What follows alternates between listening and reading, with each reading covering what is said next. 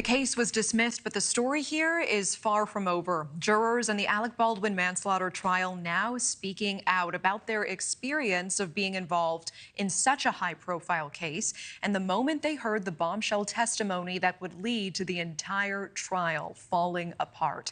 Baldwin faced 18 months in prison for his role in the death of cinematographer Halyna Hutchins, much of the case revolving around how live rounds made it onto set and into the prop gun that would go on to kill the 42-year-old.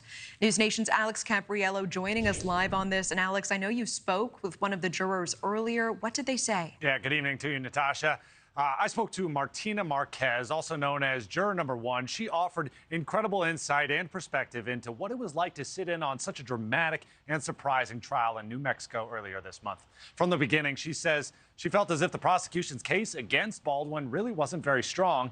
She looked at the body camera footage, for example, from the set of the movie Rust, and she saw missteps and mistakes from others and was skeptical from the beginning that Baldwin was the one to blame. She sees Rust armor, Hannah Gutierrez-Reed, as the one that's most at fault and says Alec Baldwin was only doing his job as an actor.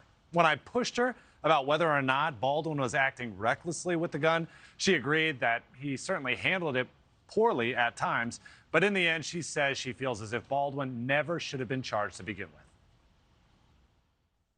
There's rules that you follow in a workplace, and it was obviously not followed. So I definitely think that charging Alec was a little bit pointless and a little bit crazy to even assume that he intentionally or he actually meant to do that with negligence. As far as pulling the trigger and actually meaning to shoot her, I definitely think the bullets played a strong role, and I know he didn't bring those on set. Marquez told me she was open-minded from the beginning and wanted to ensure the justice system played out the way it should. But during the 3 days she heard testimony and evidence, she got the impression that she and her fellow jurors felt the same way, that there just wasn't enough evidence to convict Alec Baldwin. All right, Alex Capriello, we appreciate it. And we know that Baldwin's case was dismissed when the defense argued the prosecution withheld evidence. When did Marquez realize that this criminal trial might be in jeopardy? Yeah, that was a huge moment for everyone sitting inside that courtroom, including myself. And I learned the jury was also paying close attention, recognizing the importance of it all.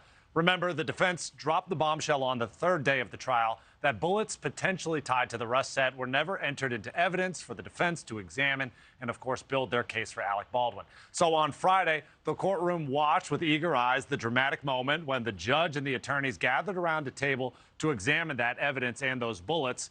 When that new information was presented to the jury, Marquez says she recognized that it was a big deal. She says she even wrote it down in her notepad. That's when she says she came to a conclusion that this could dramatically throw off the course of this trial. Take a listen. It didn't make any sense why the defense Berlie had found out so late.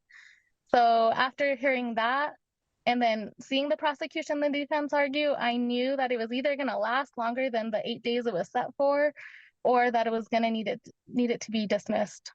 Martinez praised the judge's decision to drop the case, saying it's crucial for both sides to follow the rules of the law in order to make sure a defendant gets that fair and impartial trial. Natasha? Certainly. All right, Alex Capriello, appreciate you doing that interview. Thank you so much. Thank you for watching. Go to newsnationnow.com to find News Nation on your television provider. And don't forget to click the red subscribe button below to get more of News Nation's fact-driven, unbiased coverage.